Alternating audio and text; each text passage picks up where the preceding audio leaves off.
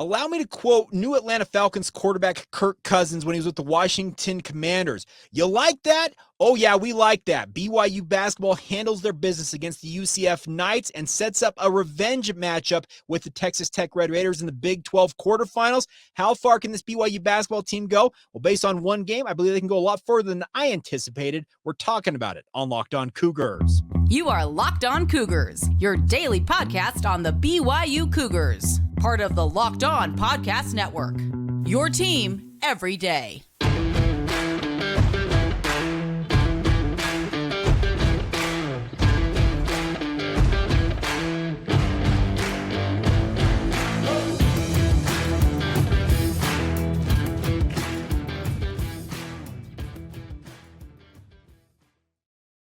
What's up, everybody? I'm Jake Hatch, your host here on Locked On Cougars, your resident BYU insider. Thank you for making Locked On Cougars your first listen of the day. Appreciate all of you for being everydayers with us right here on the Locked On Podcast Network. The motto around these parts is your team every day, and as such, this is your original daily podcast focused on all things BYU sports, and it is brought to you today by our friends over at Nissan. Are you the kind of driver who likes to take things just a little bit further, my friends? Ever wonder what new adventures could be right around the bend for you? Take the Nissan Rogue, Nissan Pathfinder, or Nissan Armada and go find your next big adventure. Check them out today at nissanusa.com.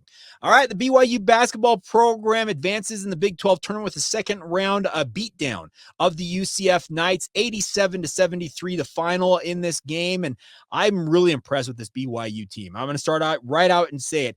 This is a BYU team. When they play like they did against the UCF Knights, they are going to be a team that is a force to be reckoned with. And I'm talking about against Texas Tech, whoever they may see potentially in a semifinal matchup of the Big 12 tournament.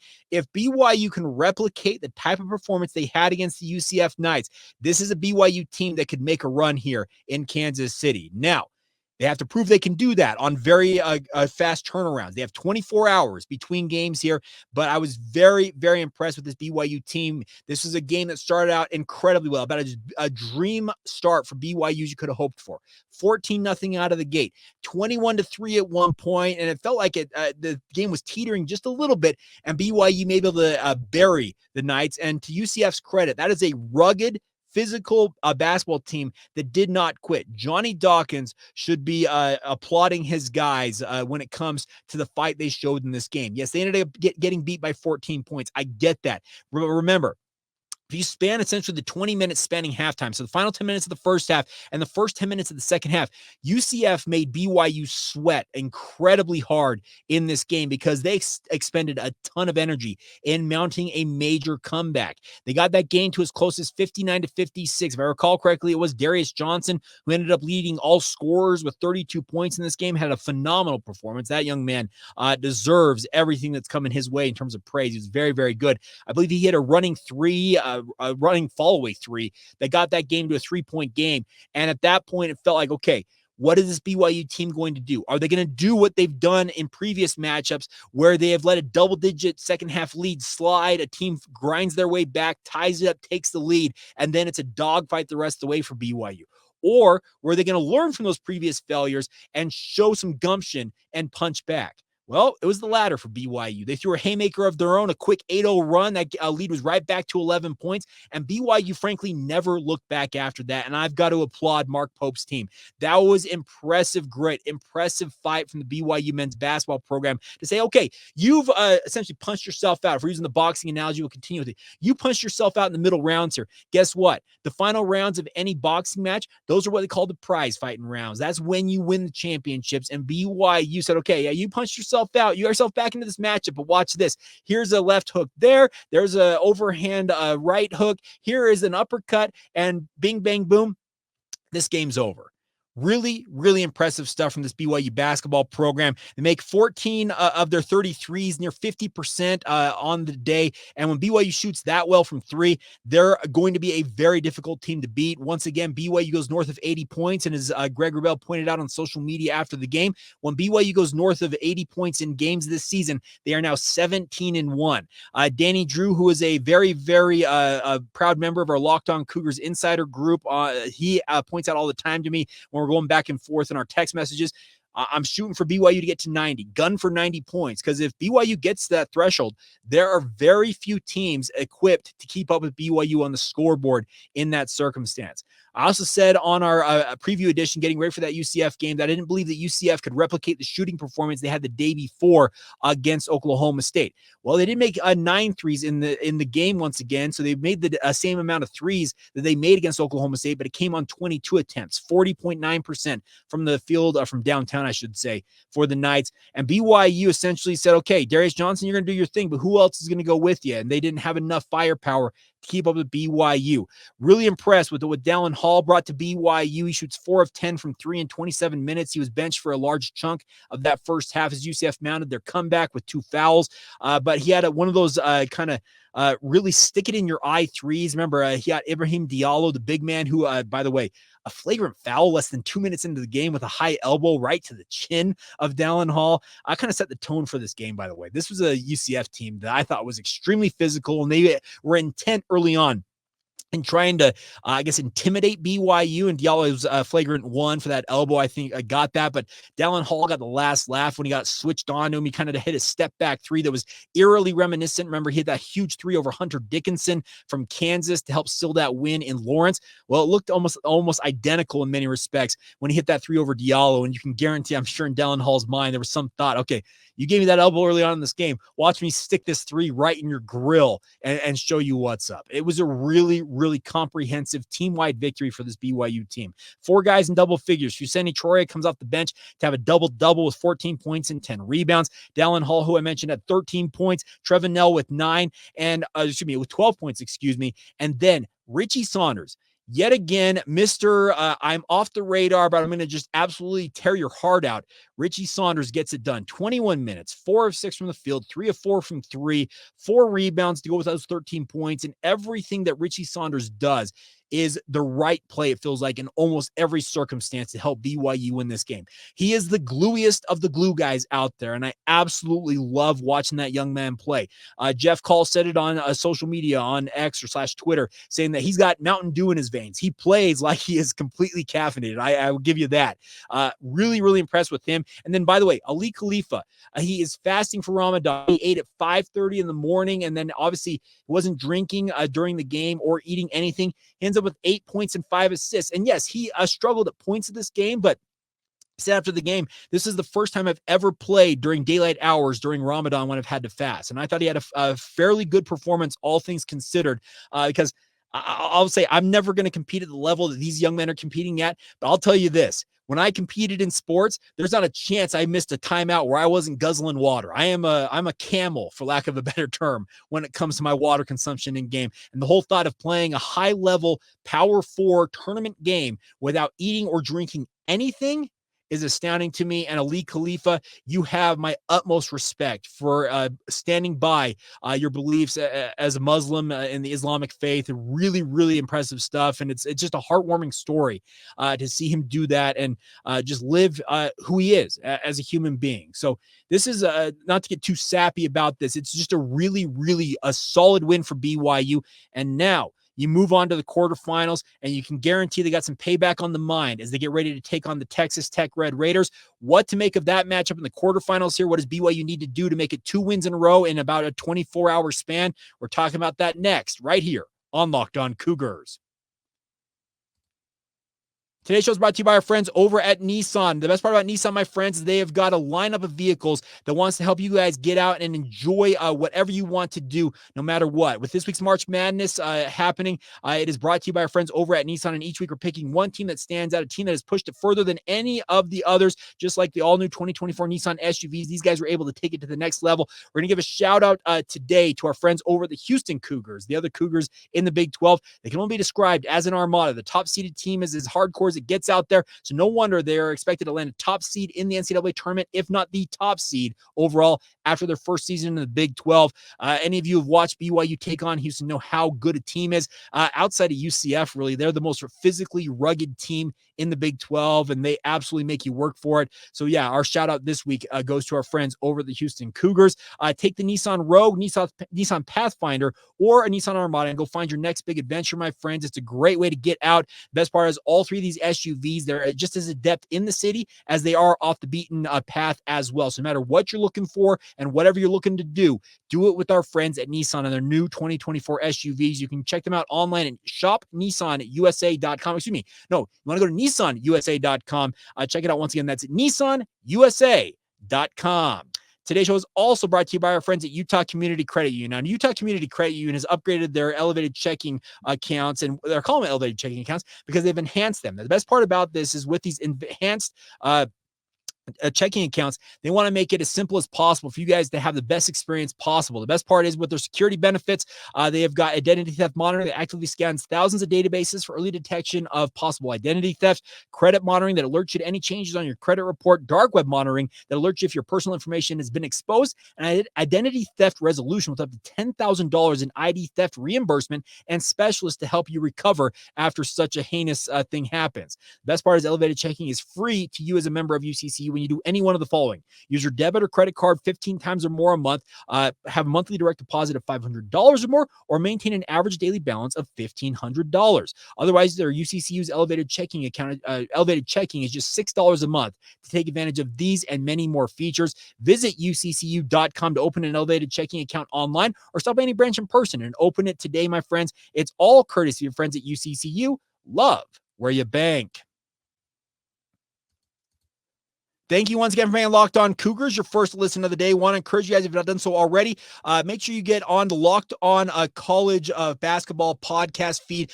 Coming up on Monday, they're going to have the Locked On College Bracket Breakdown. Andy Patton and Isaac Shade, two dear friends of mine on the Locked On Podcast Network, just college basketball savants at that. They're going to break down their brackets and kind of show what teams you should probably be picking when it comes to filling out your bracket. It'll go live Monday morning at 7 o'clock Eastern Time. That is 5 o'clock Mountain Time here along the Wasatch Front. It'd be a really, really cool product. Help you fill out your brackets as you get ready for NCAA tournament time later on next week. Once again, it's Monday morning, bright and early. Check it out on the Locked On College Basketball feed on YouTube or wherever you get your podcasts. All right, let's talk a little bit about what's going on with BYU and Texas Tech. Now, BYU played at 10:30 Mountain Time on Wednesday. They'll do that again Thursday morning. It's essentially a whole redux. It's the whole redo of what happened Wednesday. 10:30 a.m. Mountain Time start on ESPN2. The only difference here is that BYU is taking on the Texas Tech Red Raiders. Now, Texas Tech is a very capable program. There's a reason why Texas Tech is ranked 25th in the country, and they are the 4 seed versus the 5 seed for BYU in this matchup, albeit BYU's ranked 20th in the country, and the Red Raiders ranked 25th. It is a top 25 showdown. It's a quad 1 game for BYU, and it's a huge opportunity here for BYU if they can pull off this victory. Now, all of us remember that game against Texas Tech in Lubbock. BYU races out to a 16-point lead. Honestly, couldn't have played maybe a better first half on the road, and maybe didn't play a better first half on the road all season long, maybe outside of the Kansas game, but even then, they were just dominant. And then in the second half, that lead ballooned to as high as 17, and then Pop Isaacs and the Red Raiders decided, you know what? Enough's enough. Excuse me. We're gonna come back right now. We're gonna end this, and similar to that run that UCF put on BYU, it was what Texas Tech did, but they did take the lead and then ran away with the victory against BYU. The Cougars are going to have payback on the mind. They have to, because the thing about this is BYU understands they had Texas Tech on the ropes. It ended up in the 85-78 final in that game down there in Lubbock, and BYU, I think, rued they rue the fact that they allowed that lead to slip away. One thing that's going to help BYU in this game is Robbie McCombs from Vanquish the Foe pointed out that Warren Washington, their star big man for the Texas Tech Red Raiders, was an absolute load that made life very, very difficult for BYU in Lubbock. He has not played in 2+ weeks with a foot injury, and I think the best way to describe it is he is questionable. I'd say highly questionable to play in this game for Texas Tech. If he plays, is he limited to any significant degree? That would help BYU. If he doesn't play at all, obviously a big boon to BYU's chances in this game. But let me also caution against counting your chickens before they hatch as well, because Texas Tech has 4 guys who are averaging double-digit points this season, led by the aforementioned Pop Isaacs. Pop Isaacs has one of the best, maybe the best single name in college basketball this year. It's an awesome, awesome name, but he's got the game to back it up. He's averaging 16 points per game. Any of you who remember watching him and the Red Raiders race past BYU, he ended up with 32 points in that game, 11 of 19 from the field. He was just absolutely dominant in the second half. But he's also got guys who can go with him. Joe Toussaint is averaging 12.3 points per game. Darian Williams is averaging 11.6, and Chance McMillan averaging 10.6 points per game himself. So it's an incredible ability from the beyond the arc for Texas Tech to just fill it up with their guard line. Now, Warren Washington, when he does play, is averaging almost 10 points per game and 7.4 rebounds. So losing him absolutely has hampered Texas Tech. But this is a huge opportunity for BYU. As I mentioned, it's a quad one game. You win this, BYU, if I'm not mistaken, would even their quad one games at 7-7 on the season.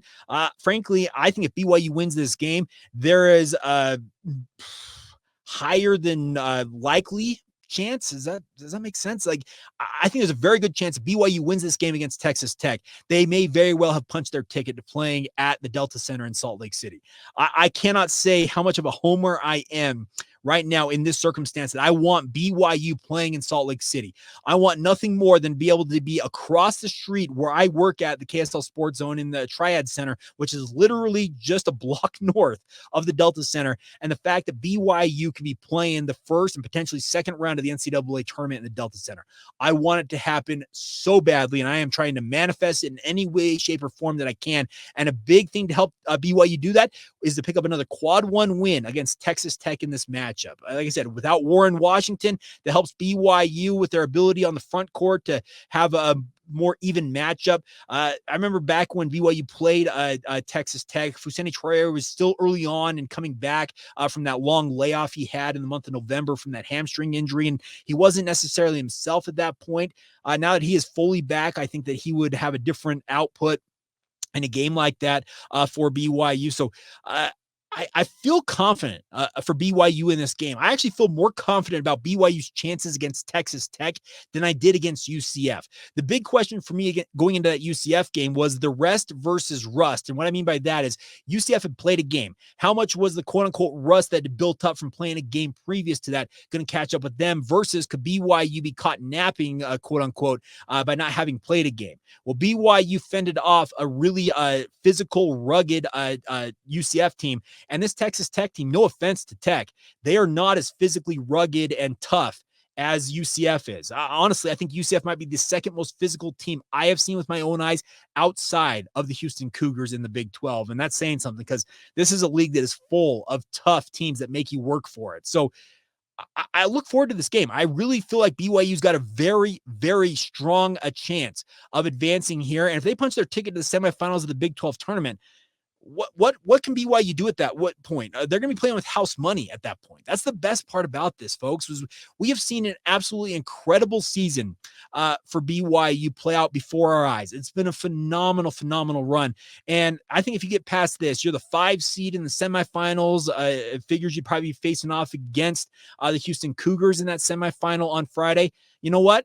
I think at that point, you're like, we got nothing else to lose. Let's just go out there and play fearlessly and see what happens. So there is a very, very fun scenario out there of BYU making a deeper than expected run here in the Big 12 tournament, but you've got to focus on the here and now, and that is the Texas Tech Red Raiders. That is priority number one right now. Looking at Houston and another chance to maybe get a win over your fellow Cougars. That's another story for tomorrow's podcast if BYU can win this one against Texas Tech. But they got to go take care of business. I think if BYU dominates the rebounding battle, also they keep those turnovers down. They had 10 against UCF. They actually, I think, only had like 2 or 3 in the first half of that game against the Knights. If they can keep those turnovers in the single digits, BYU is going to have a very, very strong chance of advancing in this game because I believe that BYU has proven that their shooting ability has traveled with them to Kansas City.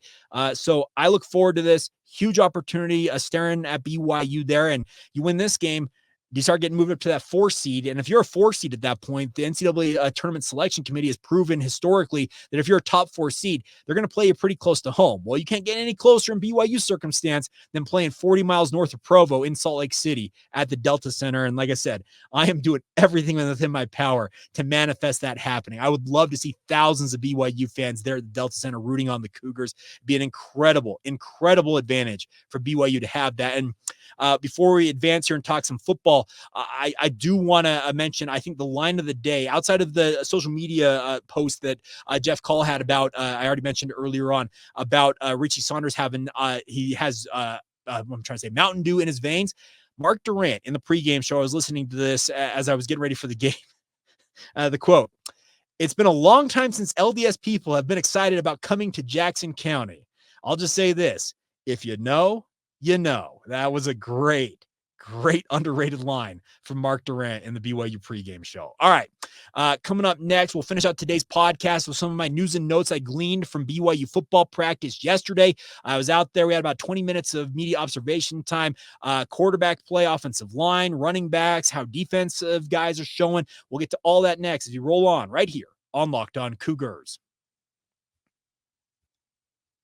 Today's show is brought to you by our friends over at Amazon Fire TV. It is your destination for sports, from live games to highlights to in-depth analysis, just like this game for BYU and UCF, and obviously getting ready for Texas Tech and BYU. The best part is Fire TV offers an amazing viewing experience with smart TVs, as well as the Fire TV Stick, which you can plug into your existing TV that provides access to millions of movies and TV episodes, as well as free and live TV. Whether it's opening weekend for baseball, the college basketball tournament upcoming, you're going to want to have Fire TV in your back pocket. So take advantage of it today, my friends. The best part is Fire TV has recently created the Fire TV Channels app to create a constant supply of the latest videos for local sports brands, all for free. That includes all of us here at Locked On, and the best part is that it has all the big pro leagues and college conferences as well. Fire TV Channels let you dive deep into the game analysis, highlights, and more to keep up to date on all the latest in this world of sports, March Madness, NBA, MLB, and much, much more. Not to mention great news, entertainment, gaming, travel, and cooking videos as well, if that's what you're into. Check out Fire TV Channels on Fire TV and Alexa devices today. If you've not already checked it out, you should. Trust me on this. Go to amazon.com/lockedonfiretv. Once again, that's amazon.com/lockedonfiretv. Today's show is also brought to you by our friends over at eBay Motors. Passion, drive, and patience with bring homes the winning trophy is also what keeps your ride or die alive, my friends. And eBay Motors is here to get you everything you need to maintain your vehicle and level it up to peak performance, from superchargers, roof racks, exhaust kits, LED headlights, and more. Whether you're into speed, power, or style, eBay Motors has got you covered. With over 122 million parts for your number one ride or die, you'll always find exactly what you're looking for. And with eBay Guaranteed Fit, your part is guaranteed to fit your ride every time, or you get your money back. Think about that, because with eBay Motors, you're burning rubber, not cash. With all the parts that you need at the prices you want, it's easy to turn your car into the MVP and bring home that victory, my friends. Keep your ride or die alive today at ebaymotors.com. That's on eligible items only. Exclusions apply, and eBay Guaranteed Fit is only available to U.S. customers. Once again, get started today at ebaymotors.com. Thank you once again for making Locked On Cougars your first listen of the day. If you've not done so already, please consider signing up for our Locked On Cougars Insider Group. What it is, it's a great way to interact with the show, literally getting updates from me and thoughts I've got for you guys via text message. It comes directly to your phone. It's $5 a month to join the group, but you also get a 14-day free trial to see if it's the right option for you. I am sending out updates as I am standing there on the practice field for BYU during these spring practices, and you guys getting the what I'm seeing. It's literally being typed as I see it, and I'm sending it to you directly to your phone via text message. If you'd like to have access to that, hit it in the show notes, sign up today and join us. 14-day free trial and just $5 a month afterwards to be part of our Locked On Cougars Insider Group. All right. So what did I learn from BYU football practice yesterday? I think the first thing I learned yesterday was that the quarterback battle is very much a 50-50 proposition. And what I mean by that is you look at what's going on with BYU when it comes to the Jake Retzlaff versus Gerry Bohanon debate. And it feels like in the media portions that we're able to watch, and we've watched 4 of the 6 practices to this point, is that it feels like one day it's Gerry Bohanon's day, the next day it's Jake Retzlaff's day. Well, yesterday was Gerry Bohanon's day. They had what they were calling end-of-game scenarios, where they were essentially trying to drive the length of the field and score against the clock. You've got maybe 1 or 2 timeouts to work with, and you got to engineer a drive. And Gerry Bohanon showed off his veteran savvy by driving BYU the length of the field, and then it got capped off by Miles Davis putting together a phenomenal touchdown run from 14 yards out. The one thing I'll mention about Miles Davis before I get back to Gerry Bohanon is that touchdown run was not an easy easy one. It was one of those ones that was an off-tackle run. He had to make himself small. What I mean by that is running backs like to run upright for the most part, but when you go through the line, you've got to be able to kind of lower your center of gravity and break through holes that are right there. They're not necessarily the gaping holes that you love to see as a running back, but you got to find a way to get through there. He showed that burst, that ability, and got small, busted through it, and it was off to the races and scooted into the end zone untouched. It was a phenomenal play, blocked up well by BYU's offensive line, and credit to Miles Davis. He is showing very, very well as BYU's number 2 running back right now. But back to Gerry Bohanon. He drove BYU down the length of the field and looked like he was in control of this offense. He had a big pass to Keanu Hill across the middle on one play, and then the very next play comes back, scrambles out of the pocket, and finds Chase Roberts for a toe tap pass on the sideline to move the sticks. He showed the veteran savvy that BYU hopes he can bring to BYU every single day as a quarterback. Does that mean that he has won the job? No, by no means has he won the job. It just so happened that based on what I saw with my own eyes yesterday, I thought it was Gerry Bohanon's day at quarterback. Now, Jake Retzlaff also had a drive of his own, and due to some bad plays, and what I mean by that is there was a missed block or two in there. His drive got stalled out. We also saw Cade Fennigan and Trayson Bourget, who also got a drive each in these end-of-game scenarios, but they didn't do anything with the second-string offense in their right. The biggest thing with them is the second-string offensive line right now. It's just a mishmash of guys, and it's just not functioning. It feels like as a unit on the O-line. The first string offensive line right now, I actually thought was very, very good yesterday, and that's Caleb Etienne at left tackle, Waylon Lapuaho at left guard, Connor Pay at center, our good friend here on the podcast.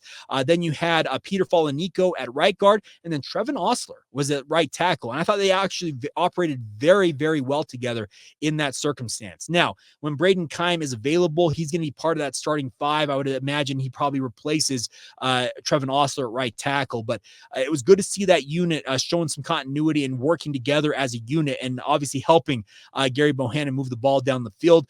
BYU's wide receiving core continues to show some very nice things. I think Darius Lassiter looks bigger and faster than he did a year ago, and he was pretty good last year. Keanu Hill, let me just reiterate, folks, it is incredible how natural Keanu Hill looks at tight end, considering he's played it for 2 months now. He's 30 pounds heavier, and he looks just as good as he did playing wide receiver for the Cougars. It's astounding to me. And let me also reiterate that I say the stuff about spring camp. It's a snapshot of a 2-hour practice, but every day I've gone out there, I've been very, very impressed with what Keanu Hill has put out there on the field. So I really, really like what that young man is showing. And if he continues on this trajectory he's on at tight end, there is a chance that he could be a really, really strong candidate for a breakout season this year for BYU. And I'll give you a little bit of a heads up that I had a chance to catch up with Kevin Gilbride, BYU's tight ends coach. Hoping to get to that on tomorrow's podcast. If not, we'll get to it on tomorrow's show. But really, really effusive praise from Coach Gilbride about what Keanu Hill has brought to the tight end group.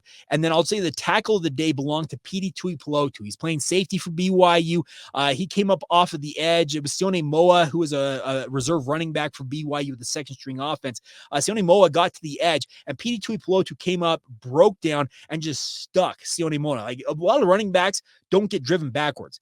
Petey Tuipulotu drove Sione Moa backwards. It was a really, really phenomenal individual play. I don't know what Petey's prospects are in terms of being in the rotation. It's safety for BYU, but that individual play was very, very fun to see. A couple of other guys I thought on defense that continue to show well. I'm still impressed with Isaiah Glasker. He continues to be a guy that I think is going to be a very, very good football player. And then a guy that I think is being overlooked right now at defensive tackle because he just seems to always be around the play is John Taumoepeau. Now, he is a former walk-on from Snow College. Remember, David Latu enrolled last year for BYU and was late getting into camp. Well, John Taumoepeau had to essentially sit out the season, get his grades in order, as I understand it, and then ultimately enrolled at BYU this January.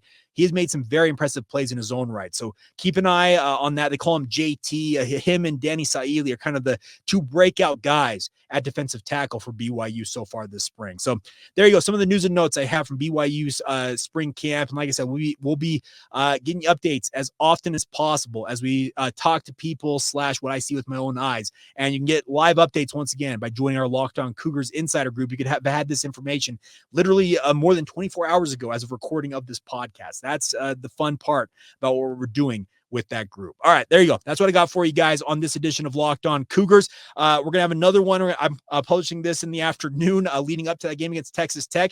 Whatever happens against Tech, we'll react to it tomorrow afternoon. We'll get it out as soon as possible as well. So thank you as always for your support of the podcast. Thank you for being everydayers with us and obviously making it your first listen of the day. And until next time, my friends, this has been the Locked On Cougars podcast.